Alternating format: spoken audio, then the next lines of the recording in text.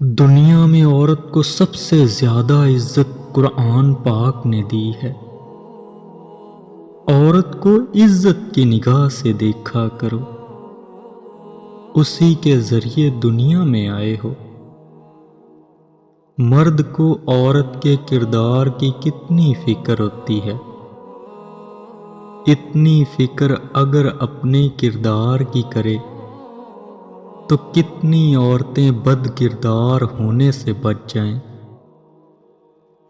یہ سچ ہے کہ عورت میں درد سہنے کی عادت ہے، مگر اس کا یہ مطلب بھی نہیں کہ وہ درد دیے جانے کی مستحق ہے۔ مرد کا گناہ وقت کے تالاب میں کنکر کی طرح ڈوب جاتا ہے، جبکہ عورت کا گناہ ساری عمر کمل کے پھول کی مانند سطح آب پر رہتا ہے۔ بس یہی ایک سچ ہے۔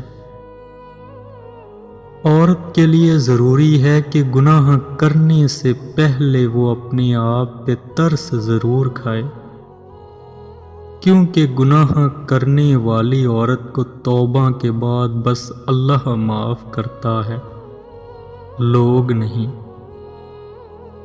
عورت کی عزت کرو، کیونکہ قرآن نے خود عورت کو اپنی پسند ناپسند ظاہر کرنے کا پورا حق دیا ہے۔ سب سمجھتے رہے عورت معشوق ہے، صرف شاہ لطیف کو معلوم تھا کہ عورت عاشق ہے، اسی لیے شاہ لطیف نے لکھا عورت عشق کی استاد ہے۔ عورت کے پاس یہ صلاحیت ہے کہ حالات کے تقاضے کے مطابق وہ والدین کا بیٹا بھی بن سکتی ہے، اپنی اولاد کا باپ بھی۔ عورت تھی اس لیے غیرت کے نام پر قتل کر دی گئی، ورنہ بے غیرتی کے بڑے بڑے ریکارڈ تو اب بھی ہمارے معاشرے کے مردوں کے نام ہی ہیں۔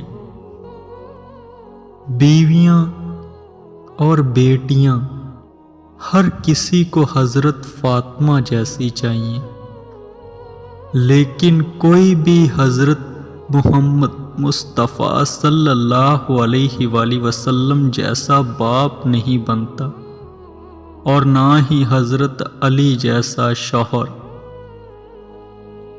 عورتیں اپنا فیصلہ خود نہیں لے سکتی۔ عورت اپنے لیے پسند کا ماحول نہیں بنا سکتی۔